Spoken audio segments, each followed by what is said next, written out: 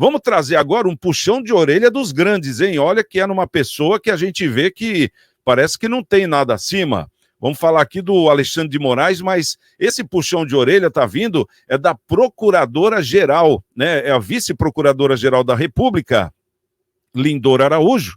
Ela criticou a atuação do ministro Alexandre de Moraes contra Jair Bolsonaro e auxiliares. Mostra reportagem, é o que mostra a reportagem da revista Veja, publicada nessa última sexta-feira, dia 30. O que aconteceu? Vamos explicar a história. A Lindora, ela diz que Moraes decretou prisões sem fundamento e tentou promover uma pesca probatória. O que seria uma pesca probatória? É uma diligência autorizada sem um fato que a justifique para poder colher provas. As críticas estão em documento sigiloso obtido pela revista Veja. A vice-procuradora é conhecida por várias decisões favoráveis a Bolsonaro, aliados e governo. Recentemente, Lindora isentou o ex-presidente de participação na fraude dos cartões de vacinação e pediu a liberação também do Mauro Cid, argumentando que a prisão não se sustenta. Os elementos apontados são, por demais, incipientes e recomendar quaisquer diligências ou medidas em face dos investigados, sob pena de se validar a pesca probatória, a semelhança de outras investigações em curso no âmbito do Supremo Tribunal Federal. Lindora Araújo questiona a prisão aí do Mauro Cid, né, também do Max Moura, do Sérgio Cordeiro, no caso, na fraude dos cartões da vacina. Para Lindora, segundo o documento obtido pela Veja, Moraes inflou o caso de Mauro Cid com episódios estranhos no processo para criar um link com a prática de delitos financeiros envolvendo o círculo social de parentes do ex-chefe do Poder Executivo. Ela cita uma reportagem que mostra que Cid pagava despesas pessoais de Michele Bolsonaro.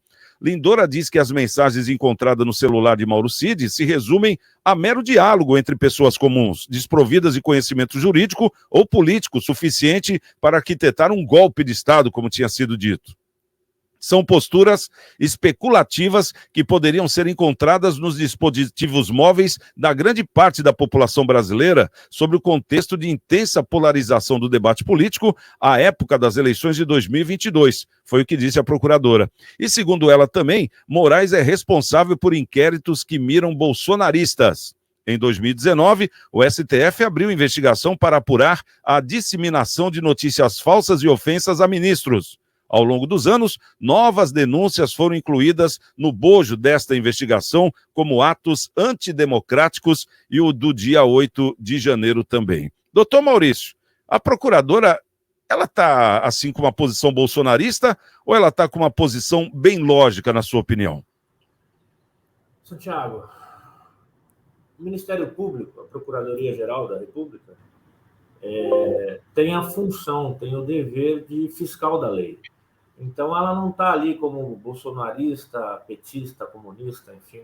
Ela está como fiscal da lei. E, na condição de fiscal da lei, ela está agindo muito bem. Em que pese, no meu ponto de vista, com algum retardo, né, com algum atraso, diante de tudo que o Moraes já fez, ao arrepio da Constituição, ao arrepio dos princípios constitucionais, como o do devido processo legal, o princípio da anterioridade da lei, da existência de crime, né? Ele está fantasiando, ele está criando crimes enfim, para motivar essas diligências. Mas, mesmo que tardio, é uma boa providência, no sentido estrito da palavra, porque se o Ministério Público reconhecer que aquela prova produzida foi produzida de forma ilegal, todo aquele conjunto probatório, por mais que ele tenha alguma informação de crimes que tenham sido realizados, essa prova não poderá ser referendada em um processo. Ou seja, a pessoa não vai ser condenada com base naquele processo, e o grande e maior exemplo é do próprio Lula, por incrível que pareça, porque julgaram lá por conta da suposta incompetência em razão do lugar, ou seja, o processo não tinha que ser julgado lá no Paraná, e sim em outra comarca, e por isso anularam aquelas provas que causaram a anulação do processo. Enfim, ele está aí não só como ex-presidiário, como presidente da República também, por incrível que pareça. Mas, enfim, ela merece aplauso, está correndo atrás da bola para tentar trazer o Brasil à legalidade, né? Ao sol, da luz, a luz da lei, melhor dizendo, porque realmente o Alexandre de Moraes perdeu a linha.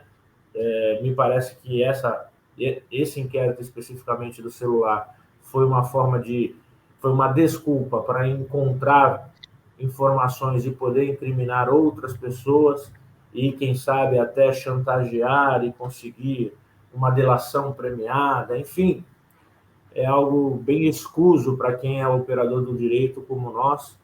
E então a procuradora está de parabéns. Espero que eu sirva de exemplo para as outras instâncias, para o Ministério Público aqui do primeiro grau já aprontar, verificar uma criminalidade e começar a investigar, porque sim, também temos fatos aqui relevantes a serem investigados. Ô Marcelo, uma coisa que chama atenção nessa matéria da revista Veja da semana é justamente esses documentos sigilosos, né? Parece que a verdade, né, ou aparente verdade sempre vem através de documentos sigilosos que de alguma forma são expostos, né? Tivemos isso no ato do dia 8 lá com aquele filme da CNN, que se não fosse aquele filme, eu acho que não teríamos nem a tal da CPI do dia 8 e muito menos o enquadramento de alguns personagens que a gente vê hoje que pelo menos estão sendo sondados através da investigação. Ao mesmo tempo, o que a gente nota, Marcelo? É que o Brasil de hoje, porque nós estamos vendo aqui um Alexandre de Moraes passando por cima da Constituição em muitos atos dele, atos até antidemocráticos, monocráticos, enfim. Temos hoje políticos que não podem falar, temos presos políticos também, exilados políticos, enfim. Nós temos uma série de coisas que nós não víamos desde o tempo do militarismo, vamos dizer assim. E quando surge algo que aparentemente condiz com a Constituição, que é o que a procuradora Lindora está dizendo, parece que vem já um projeto pronto dizendo que isso é ato de bolsonarista, né? Como é que você falaria sobre isso que ela falou? Tem algum absurdo nisso que ela está mostrando nesses documentos sigilosos? Ou você acha que o pior disso tudo é justamente uma suposta verdade estar escondida sob sigilo? Espero que estejam abrindo os olhos, né, para uma verdade que está por debaixo dos panos, que o STF e outros órgãos judiciários não estão vendo, né? Estão inovando nas interpretações lá legais, nos procedimentos, né? No devido processo legal até, né? Onde o inquérito é feito pelo próprio julgador, né? Veja só, né? O inquérito feito pelo julgador, né? Então, isso tudo. Espero que a nobre procuradora esteja abrindo os olhos para isso. Agora, será que isso aí vai andar? Será que quem pegar essa denúncia não vai colocar na gaveta, né? Não vai arquivar? A gente fica sempre com esse será, né? Porque como que os pares irão reagir com uma acusação como essa, né? Será que vão... Ou o corporativismo ali vai imperar, né? É tudo tão esquisito, né? Tudo tão... A gente não sabe bem o que opinar, né? Primeiro porque se dependendo da sua opinião, você pode ser pré-julgado e já condenado. Aqui mesmo. Já pensou? Você pode ser condenado, já excluído da rede social, tudo, tal, pau, e até responder alguma coisa e ainda pagar multa. Olha só, por um pré-julgamento, pela livre expressão, né, da sua opinião, né, a sua liberdade de opinião. Então, hoje, o que a procuradora está fazendo é simplesmente tentar colocar nos trilhos algo que está né, um trem que está descarrilhado lá, né, tá tombando lá, né, tá tombando. Precisa entrar nos trilhos para que rume para um caminho certo, um caminho da justiça. Não é para ser bolsonarista, nem lulista, nem o raio que o parta, tem que ser o certo. É o que está na lei. Se a lei está certa ou está errada, aí é outro detalhe. É o congressista lá, vai debater, nós elegemos eles para isso. Mas o que tem que ser é o que está escrito na lei. Não são as interpretações subliminares, as interpretações que foram sonhadas. Que, não, porque, olha, ele pensou que isso poderia vir a acontecer e isso vai... Não existe isso, gente. A tal da materialidade já passou do limite do existencial para um plano extra-existencial. Isso não existe, não sei, o doutor está aqui, ele pode me corrigir, fica à vontade, eu tenho a humildade de me colocar na minha limitação de conhecer a área jurídica, mas onde nós estamos, né? Onde nós estamos, que as interpretações e julgamentos, eles fogem do plano terreno. Então, fica difícil até a gente opinar alguma coisa. Parabéns à procuradora, que pelo menos está se movimentando aí para tentar colocar, né, algo nos trilhos aí, algo que está bem fora dos trilhos aí. Sabe que me chama a atenção, Marcelinho, desculpa a intromissão, mas além dessa sua opinião, da minha e de muitos pares da sociedade, a omissão da Ordem dos Advogados do Brasil, a omissão do Ministério Público enquanto instituição, só um indivíduo.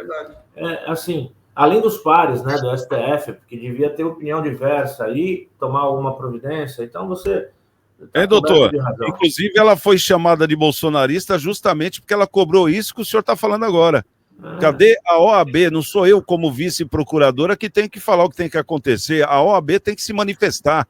E aí ela foi enquadrada como bolsonarista. Isso quando estava acontecendo aqueles atos abusivos, que a gente estava ali comparando o que estava acontecendo, o que o Alexandre de Moraes estava fazendo, com a Constituição do Brasil. A gente olhava de um lado, olhava do outro, mas está errado.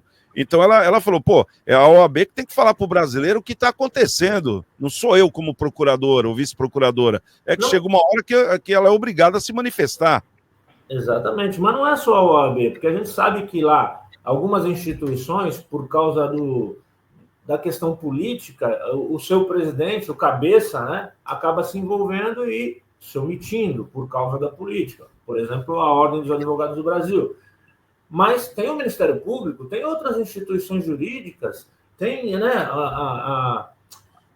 enfim, tem uma série de pessoas que podem, enquanto pessoa civil organizada, deveriam tomar providência, né? Os próprios maçons que vêm, né? Tem alguns grupos aí que já estão atuando, mas, enfim, toda a sociedade deveria estar cobrando uma providência de sua instituição, né? Então, assim, ela é um bom exemplo, espero que sirva de evento cascata e possamos, enquanto sociedade organizada, democraticamente, usando o jurídico, né? O poder judicial, e tentar convencer e reverter esse cenário de inconstitucionalidades, eu diria, porque em todos os segmentos, no processo administrativo, judicial, civil e penal, inclusive essas multas estratosféricas aí de cunho administrativo que não fazem razão de existir. Então tem que ser corrigido. Tá certo. Agora, Bruno, o que a gente vê nesse contexto, o que a gente pode aprender com tudo isso? É que acima do STF não tem nada, mas ao lado dele, vamos dizer assim, existe a PGR, né? No caso, a Procuradoria-Geral da República, que está aí sinalizando. Você acha que a salvação para o retorno de uma, como vou dizer assim, de uma tranquilidade jurídica no país seria justamente existir um debate ou até um embate entre esses dois postos ou não? Eu acho que mesmo eles sozinhos não iriam conseguir mudar o panorama que nós temos hoje. O que eu vejo são narrativas políticas sendo usadas como instrumento acima da Constituição. E isso causa uma insegurança jurídica tremenda. Então, eu considero ela muito corajosa, porque, como você mesmo citou, Santiago, parece que não tem ninguém acima dele hoje, né? Então, eu acho que ela foi muito corajosa, mas sozinha ela não vai conseguir. Sabe como ela conseguiria? Com o apoio principalmente da população. E olha que mesmo com o apoio da população, a gente vê que está muito complicado a gente mudar esse panorama, né? Com tudo que aconteceu, com as pessoas que foram às ruas e tudo mais, e mesmo assim a gente não conseguiu mudar essa realidade que nós estamos vivendo. A gente continua vendo aí algumas atitudes, justamente causando inseguranças jurídicas tremendas, e a gente não tem uma perspectiva de que a gente vai conseguir mudar esse panorama tão cedo, né?